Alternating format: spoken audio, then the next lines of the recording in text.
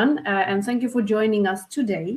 Today we are going to talk about an interesting topic that most of us probably have experienced at least once, and it's an imposter syndrome.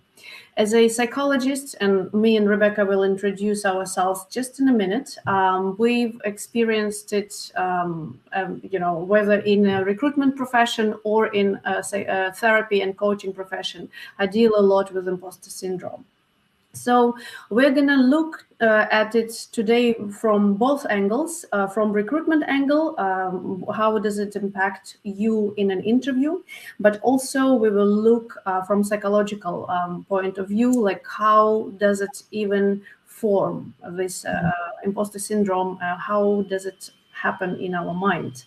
And most importantly, we are going to discuss what we can do about it. We're going to give you a number of tools that you can use quite immediately to dismantle it. So it's going to be around 45 minutes and we will leave 15 minutes for questions. But by all means, ask us questions at any time. We don't want to lecture you today. We don't want to talk at you. We would like to have a good conversation. So at any point in time, feel free to post a comment or ask a question in a chat and we will address it. And then, of course, we will have some time in the end of the session. Let me jump into introducing ourselves. I'll start, Rebecca. Let me do an introduction. So I'm Anastasia. I'm a counseling psychologist and founder of Mental Gym.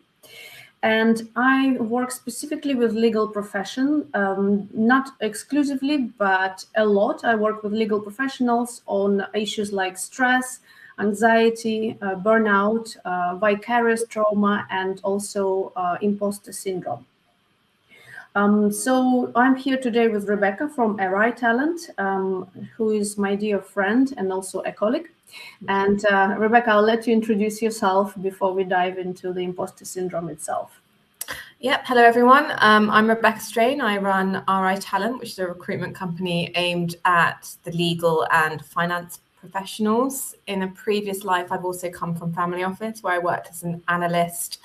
And then I've also worked in quite high stress environments in the banking industry within cybersecurity. A lot of the kind of issues I came across, like mindset, was very important. I had a lot of coaching, even when it was down to doing simple things like presentations. So hence, I do see a lot of correlation in my career to date when it comes to mindset and performance. So yeah, that's where I'm going. And then also I see, especially with interview situations, it's such a unique situation that people don't live and breathe every day. So it's really important to kind of like hone in on some of these aspects or things that might be holding people back from actually landing their dream job. So yeah, that's a little bit about me. Absolutely. So let's dive into a definition of imposter syndrome. So we're pretty sure that everybody who joined us today is familiar with it, but nevertheless, when I think it's always good to kind of be on the same page when it comes to imposter syndrome. So it's best if we define it, and maybe we can start with asking you: have you ever experienced it at any point in time, and how would you describe it? If you can, feel free to type in the comments if this is something that you've experienced before, and how does it feel for you? I think another good question could be as well, where has it come from? Has it been a one-off, or is there something that pops up in different situations? Yes. Yeah. So I've done, obviously preparing for this webinar, I've done a bit of research on statistics and prevalence of imposter syndrome. And apparently 70% of population have experienced it at least once in a lifetime. So it affects a lot of us, actually. And imposter syndrome, as we can read here on the screen, is a persistent self-doubt despite objective success and evidence that you've been, you've been successful. The term has been first described back in 1978, and there was a study done specifically on high achieving women who experienced imposter syndrome. But actually, it's prevalent in all genders, in both genders, and it affects all kinds of people. And especially it's prevalent in law. And you can see it's usually described as attributing success to luck or timing. Oh, I just been there at the right place at the right time. It's also a persistent feeling of being found out, like you don't belong somewhere and you will be caught out at some point. It's also a lot of self-doubt and often leads to perfectionism to make sure that you compensate for that feeling of not enough. So let me see if we have any comments. I saw some people typing. Rebecca, do you see anybody mentioning something? I saw a few comms Yeah. types, but nothing confirmed Yeah. yet. So I wonder how else it can be described by you here, who are here with us today. Is there anything else that you would add to this definition? Feel free at any point to comment. Rebecca, is there anything else that you would add to this? I think when we go back, I think to certain points you've made previously, when we've had our discussions as have been around it, I think it's where it comes from is really important to understand. Yeah. So, for instance, I've had people that might have been out of work or they might have been made redundant, and then when they're going for the next job, I noticed that they have a bit more anxiety. Mm-hmm. And then that often leads to them kind of maybe going for roles which, not that they're not necessarily suited for, but not where they can be like the best of the best, where they might not have very niche specific skills. So, for instance, I've been working on a role where I needed someone with structured finance looking at corporate loans. They might they might go for it, but they might just have 6 months experience in that field, whereas actually in a week's time I could have another opportunity that's more aligned. So yeah, I think it's kind of about where it comes from, and if it's based on what's happening in someone's life, the here and now, whether it's like external relationships or if it's something that's deep rooted to your childhood. That would be quite interesting to understand. Yeah, we will dive into it. So in a few moments, actually, it's a very interesting phenomenon, and it usually is formed in childhood, but not only, as you said. It can also become more active in adulthood when you experience some stressful times, like, for example, looking for a job for a long time and being rejected constantly. All right, on to the next slide, the psychological impact on lawyers. So imposter syndrome is highly prevalent in legal profession, and there are a few reasons for that. First of all, law attracts very bright, intelligent, and self-aware people. And the paradox is, the more intelligent and self-aware you are, the more likely you are to spot gaps and mistakes in your performance. And in these moments, you feel more uncertain. So high intelligence actually can lead to worse imposter syndrome than in less intelligent people. Of course, add to this the fierce competition where you're constantly battling against other people and you constantly have to prove yourself. So that obviously does not help the imposter syndrome. And also the hierarchical structure of law, where on top of it, you have high billable pressure. So expectation is that you're always performing at your best. And that can lead you to obviously feeling not enough. I've worked with clients who experience imposter syndrome as a kind of a background noise, so to say, and it leads them to heightened stress. In some people, it leads to burnout. It reduces their confidence and they constantly second guess their decisions. So you get analysis paralysis. And over time, it really brings you to a diminished sense of self. And again, the paradox is the more senior you get, the more imposter syndrome you would get. although it's completely illogical, completely irrational. But imposter syndrome is a highly emotional state, and we will find out as we are going to speak about why, why and how it forms in our earlier years. Anything to add before we go to the next slide?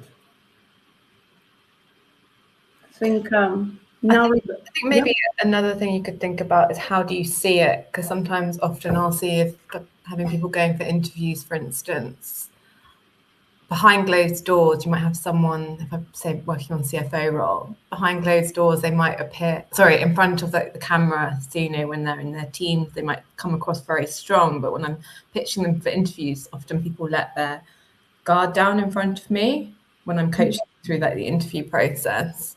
So it's very difficult to actually recognize it so we're seeing it in terms of how people can manage it, but on the flip side, how do people manage teams that might be experiencing it, and how do they is there ways that they can recognize it on the flip side? Right. Okay, let's discuss how do you see it, Rebecca, as a legal headhunter?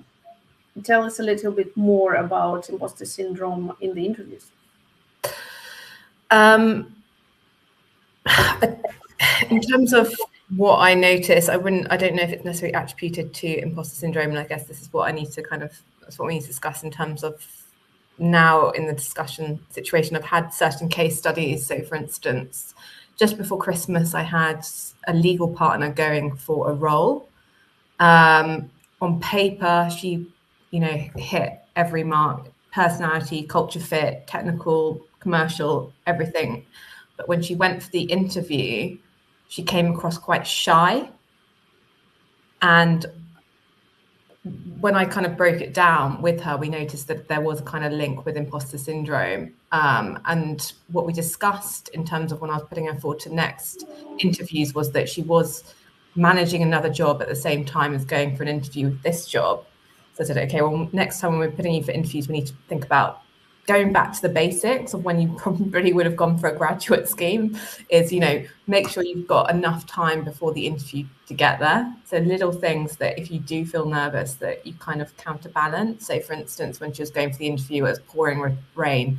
And I said, avoid getting public transport, make sure you've got a taxi lined up, make sure you've got, you're wearing something that makes you feel better. So it's almost like I noticed that before people go for quite a technical interview, they might think of all the complex things that they need to think about and talk about, but then they forget to kind of organize themselves in the most simplistic way. Does that make sense? Mm-hmm. Absolutely. So, and you yesterday when we discussed about this presentation, you mentioned about commercial impact. It's just, can you tell a little bit more about that? Because often what I can see from my recruitment times when I've been recruiting also lawyers, they start concentrating on technical part. They forget that when you apply, especially for a company, and even in a partnership situation in a firm, you always have to have this commercial mindset. Yeah, exactly. I think that's a really good point, actually, and that goes back to the evidence. Thank you for prompting me on that. Goes back to the evidence around imposter syndrome. I think when you feel like you're not good enough, you feel like you need to prove all these technical elements, but actually, a lot of it's kind of going back to the business. They're looking at someone that they can present to the client potentially, especially if you're in a partner level role or a senior associate role where you're not in-house, or even if you are in-house, it's about how can you communicate back to the business. Mm-hmm. So sometimes actually in terms of imposter syndrome with the legal side of things, majority of the time, if you've got to a certain level in your career, actually, by the time you got to the interview, you've almost proved the fact that you've got the technical expertise based on your work experience. And if you've been able to highlight in your CV top 5 things that you've delivered. But one thing that most lawyers that I put forward for interview in is the fact that they're not able to, they haven't been able to translate it into the commercial side of things, and basically simplify what they're looking to talk about. Right. Yeah. Okay, now let's, if you have any questions here, please prompt us. Perhaps you had this feeling that you downplayed yourself, for example. Like you said, yeah, I didn't want to boast. This is what I see sometimes in the candidates. As you mentioned, Rebecca, they were shy, or they didn't want to be too boastful. But at the same time, it's a selling opportunity, right? And an interview is where you sell your, not yourself, but your skills. And this is an opportunity, maybe not to boast, but be definitely proud of yourself. And it's not the time to downplay your skills, that's for sure. Because the other person doesn't know what you have in your head. They only can hear what comes out of your mouth. And the more confident, not arrogant, but confident you are, the more confidence you give to people that you can do the job. Because if you don't project that confidence, how can they be confident in how you're going to do the job when you start there? Yeah, and I think when we discussed it yesterday, I think a few of you may have heard of STAR, so situation, tasks, and then you obviously go on to talk about results, which is quite a good way to kind of think in your mind when you've got to give examples. Yeah. Often with those when they're testing you in that way, they're testing also how you might work as a team. But if you've led a team, I think it's important to talk enthusiastically about what you've delivered. So it could be, for instance, that you've led, a bunch of junior lawyers on a case and delivered X, Y, Z. If you've done that, talking about how they've performed is obviously going to be a positive reflection on you. So it's about finding the balance. So you don't have to always just talk about you can talk about the team, but how you directly impacted that team, whether you've led them to certain results, you've shared your knowledge. And I think actually if you can do that and demonstrate the fact that you were able to kind of upskill other members of the team, that gives you a bit more gravitas. Yes, absolutely. And I would add another thing is to make sure that, as you mentioned, you prepare on little things yourself. Don't forget to dress. I would not go as far dressed to impress. Perhaps that's a bit of a wrong buzzword, but you need to dress for the job. Yeah, you need to pay attention to also how you look like. I know it may sound a bit a little bit mundane, but at the same time, I know a lot of lawyers, they can forget about these things because you're constantly overwhelmed, you're always in your head, you're always busy, you may forget about the basic things as presenting yourself, because nothing changed in this world. People still look at you first on how you look like. They look at the wrapping, and then you open your mouth, of course. And these first impressions, these first 3 seconds, this is how our impression is made, in the first 3 seconds, because we are highly emotional creatures. We may pride ourselves on being rational, but we are far from rational. We justify everything with rationality, but we make decisions emotionally very quickly. So this 3-second rule, the how you look like, the eye gaze, the handshake, or of course, if you're in a virtual situation, your body language, this makes a quick, people make a very quick decision about you in those first 3 seconds. So pay attention at how you look like and how your posture is and how your tone of voice is, because all this is being unconsciously detected by another person.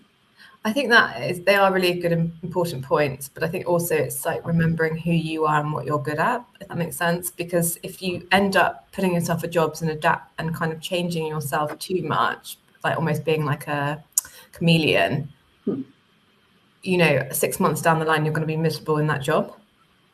So although I agree with that to some retrospect, I also, if I put people forward for jobs, I want to make sure that they're definitely the right person for that job, because it might be, that might be something more suitable for them further down the line. So it's also important to remember, okay, even just going back to basics in your head, and this is almost before you get to the interview phase, when you're applying for roles.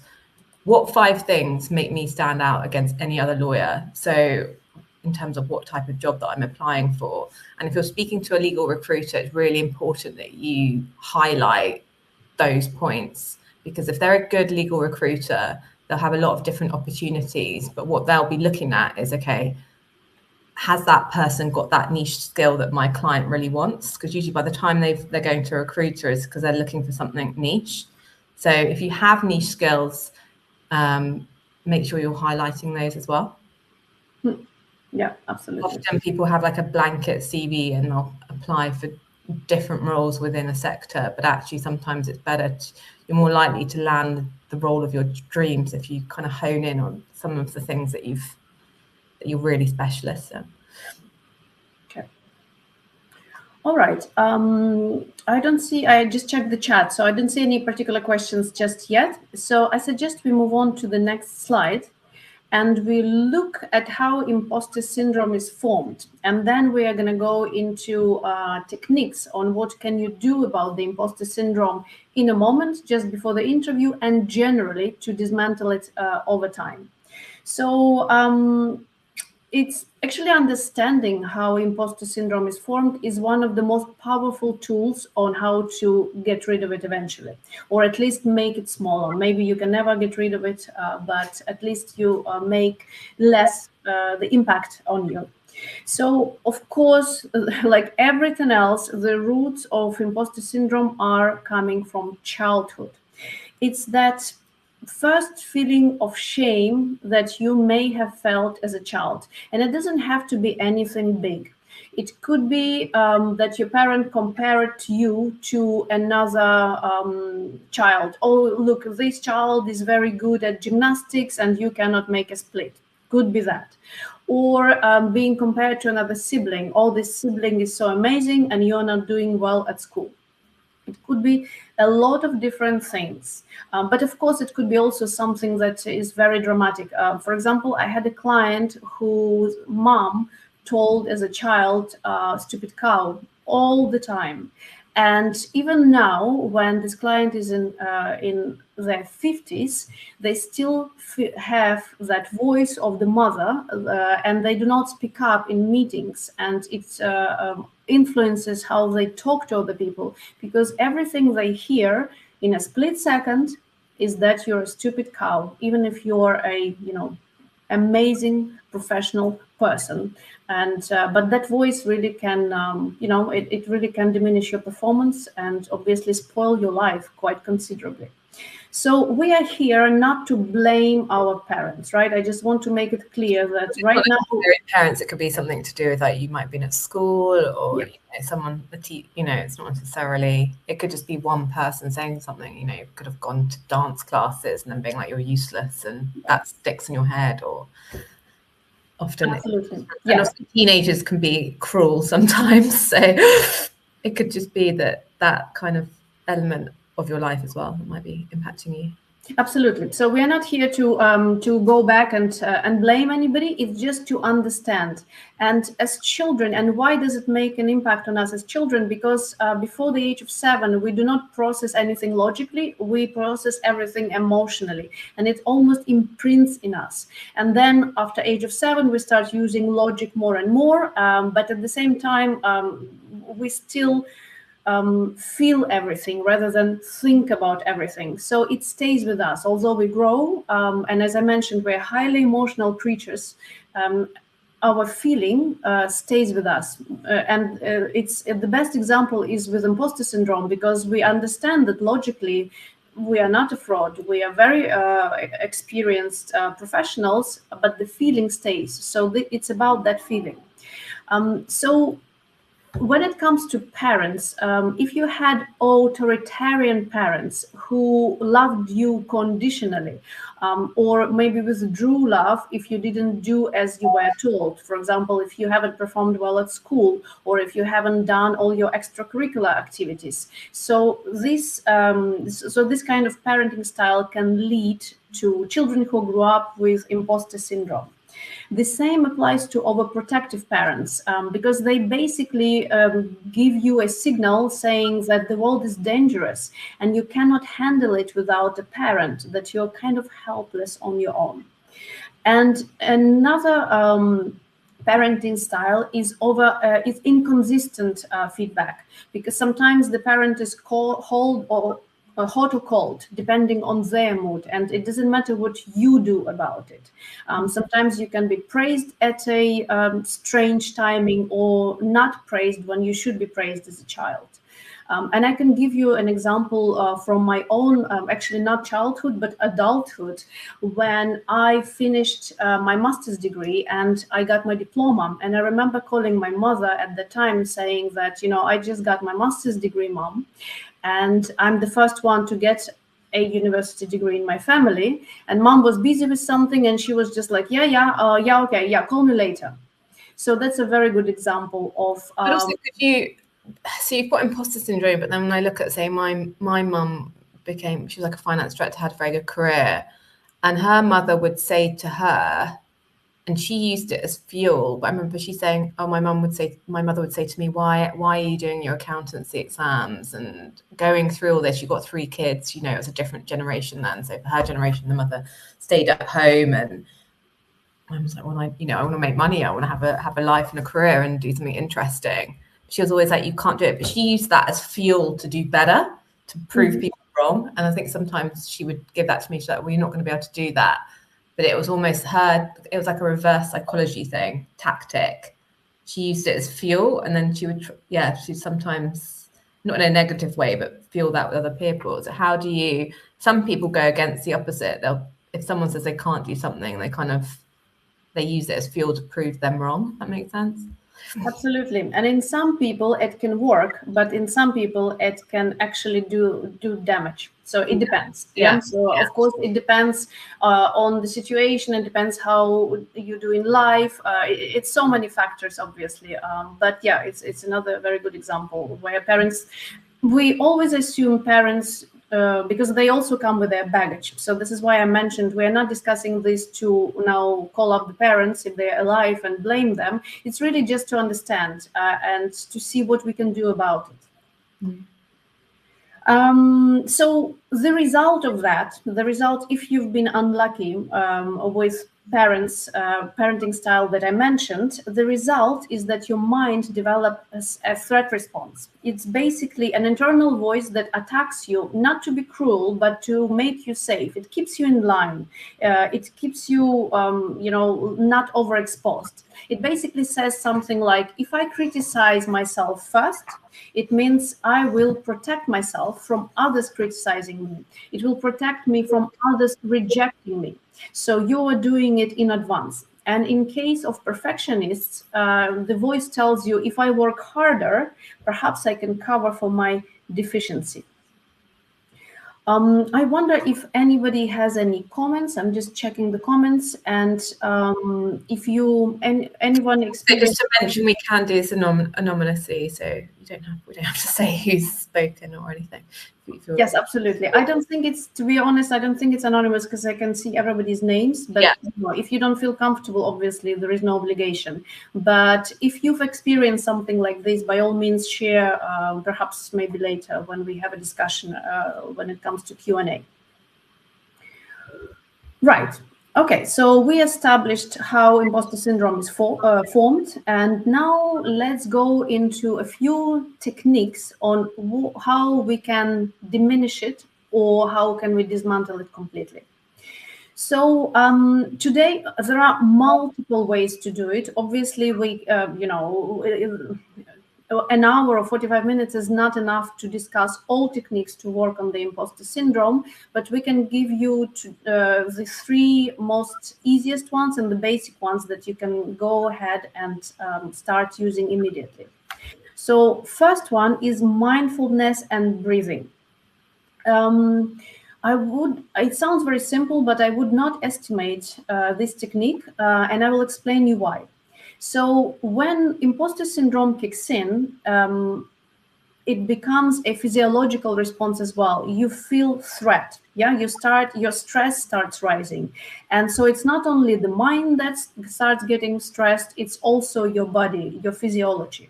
So by calming your body, you will naturally also calm your mind.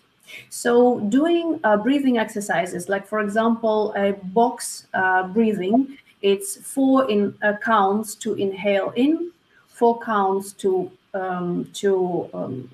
to keep your breath, you stop for 4 counts, exactly. Then you, for 4 counts, you breathe out, and again on the bottom of your breath, you hold your breath for 4 counts again.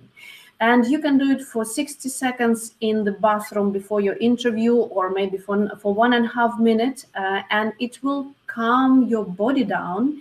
And when your body gets the feeling, okay, I'm safe and I'm calm, your mind comes down as well. The second technique is positive self-talk. Think how many times you may attack yourself with your inner critic, saying, you're silly, you cannot do this, you haven't got it. And it can be only a split second. You may be only faintly aware of that. So do the opposite, because words, they matter. And do the positive self-talk. Many powerful and successful businessmen actually do that. We may think it's silly that somebody comes in front of the mirror and says, hey, you got it. But if you repeat it enough times to yourself, it does work. In the same way, if you bash yourself enough times, obviously you're gonna not feel good about yourself either. So it works both ways. So positive self-talk is about kindness to yourself. It's like how you would talk to your child. You would try to reassure them. If they go to an exam, you wouldn't say, oh, you're a fraud. Obviously, you would try to tell to them, you've got this, you're very clever, I know you can do it. So why not speak to yourself like that, even if it's just one sentence? It's about compassion. Balance some ruminating thoughts. So going back to the imposter syndrome, often that comes from ruminating thoughts, and then obviously ruminating thoughts are irrational thoughts, but they might kind of, in some cases they might paralyze, lead to decision paralysis. Because they often say that you have a lot more, I can't remember the statistic around it, but actually you remember more negative talk if someone says something negative to you than you do positive reaffirmation. So how do you change that balance by? So it's an interesting one, because it has to do with our survival, right? So negative information, like negative news or negative thoughts, they receive much more weight than the positive ones, because they have to do with our survival, with our ancient brain that has to keep us safe first of all, right? Because if we're not safe, if we cannot survive, we cannot live. So that's why negativity gets more attention. And I think one of the best ways to deal with it is positive self-talk, what we already discussed. And actually, the technique number 3 is remember evidence of your successes.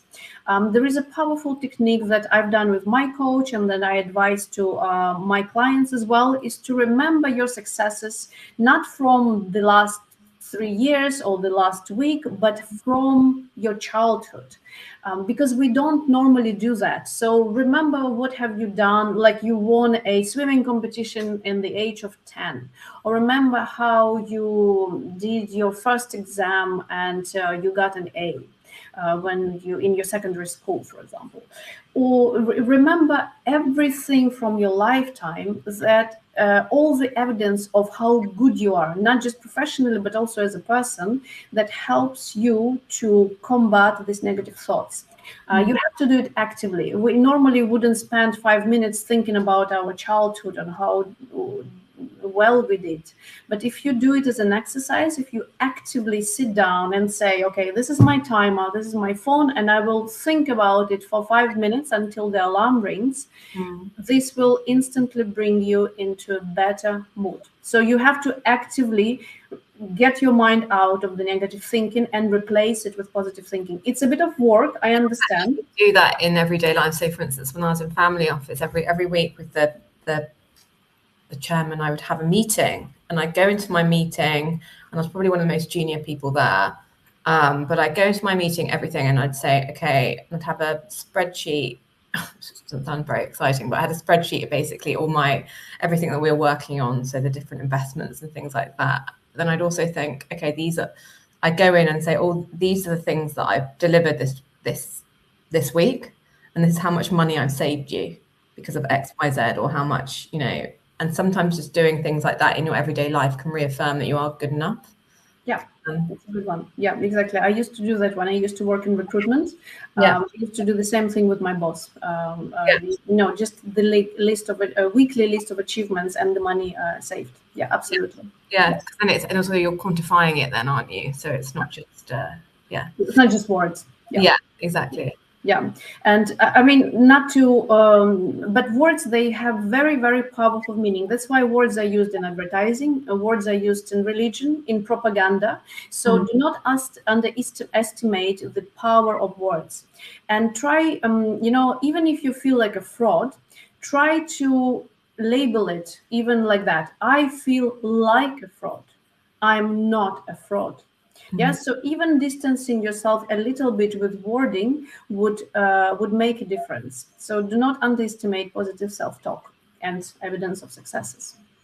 Right. So we are moving towards the end of our presentation, and we're moving to the next slide where Rebecca will tell you about interview mindset and how to set yourself up for success. Okay, so I think we've kind of touched on quite a few of these already beforehand, but yes, again, kind of going back to the mindset before you kind of go into the interview, it's really important that you actually work with a headhunter. Often they'll have intel on how, they're used to putting people forward for multiple different interviews, even if it's down to like simple things like, okay, what's the culture and values of this business? How should I dress?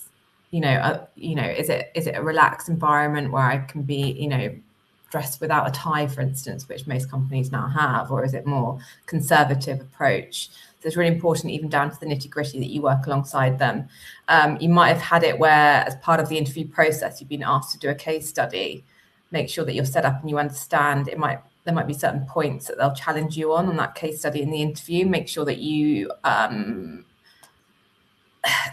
probably pass the technical points if you've got to the final phase interview, but it's really imperative that you show that you understand like the commercial angle of things, and how you present things to the client, especially if you're in a position where they're looking to you to kind of support them in a business development perspective as well.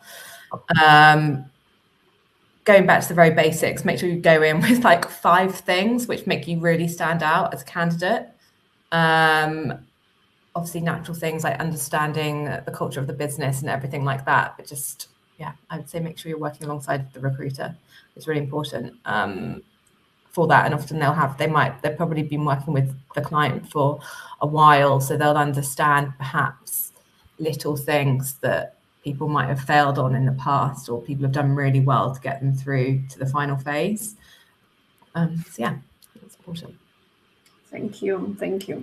And let's just close with 10 takeaways to overcome the imposter syndrome. It's a little bit of obviously it's a bit of a recap of what we already said. So going back to the point of working with a coach or recruiter, so obviously working with a coach is more of an ongoing thing. When I say working with the recruiter, it's also if you need someone. So from my perspective, I can coach people before they go into the interview. So make sure they're set up, asking them the right questions. So it's really important to use that resource to help make sure you're putting your best foot forward, basically. Absolutely. Yes. Yeah. So, as we mentioned, be clear about your skill set. Needless to say, but we will say it anyway. Be prepared. Make sure you show commercial acumen. It's good to do it in legal roles, but pretty much everywhere else, because in any case, we apply for almost every position implies some kind of business and making money. And in any case, we work for businesses. So showing commercial acumen, especially these days, is very important. When it's commercial acumen, it's also about demonstrating that you can translate things in layman terms as well, which a lot of people do well, they're lawyers, but it might be so it's actually very important in those points to work with the recruiter, because if the recruiter doesn't understand what you're talking about, it might be that you need to reframe how you discuss and adapt. Yeah, absolutely. Of course, work on your mindset. And by that we mean dismantle your imposter syndrome if you suffer from it, and be kind to yourself. I will repeat it again. It's very important to be kind, not to give yourself excuses, but to be actually kind to yourself.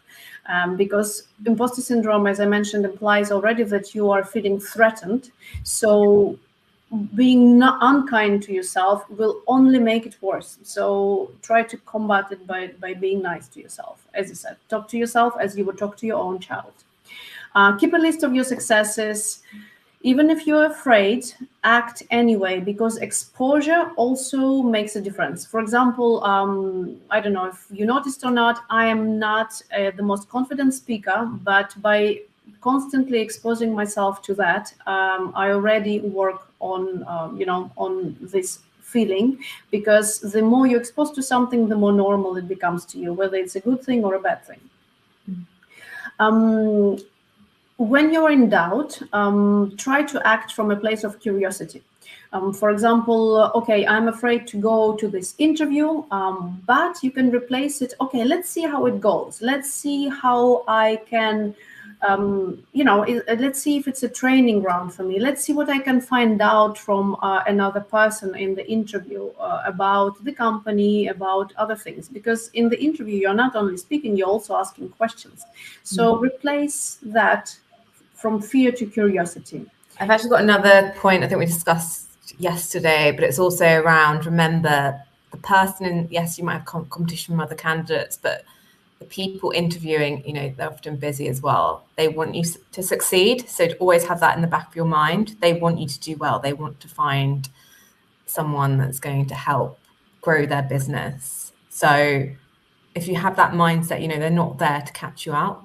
And also remember, it's a two-way dialogue. So, you're great. So they've got and they want the best people. So it's a two-way thing that they might be nervous as well, because they want to make sure they're attracting the best talent.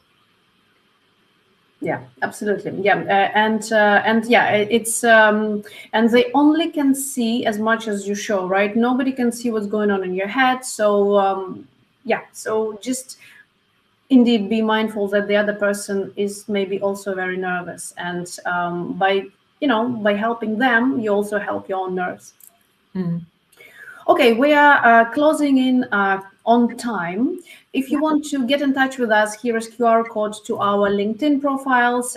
Here are also our emails. If you need to speak to a recruiter, speak to Rebecca. If you need to speak to a psychologist or a coach, speak to myself. And now we are open to questions. If you have any questions, you can type, or I believe you can speak as well. I think I believe there are. Let me just double check. I'll get rid of the presentation now, and I will put us here, right? And let's see if we have any questions, or anybody can speak. I think everybody has a mic from what I see here. I'll just give a few minutes if anybody would like to know anything else. I can see in the chat that people said that they enjoyed the discussion, but lots of people had to go. So I can't see the questions, actually. I don't see the questions either. I believe then in this case we can conclude. I would like to thank you all to be here with us for this 45 minutes. I really appreciate it. And if you need to speak to us separately, feel free to reach out to us. We will share the recording of this presentation. You can find us on LinkedIn, and I believe we are connected to most of you. And if you have any questions, DM us. And it's been a pleasure. So thank you very, very much. Thank you. Thank you.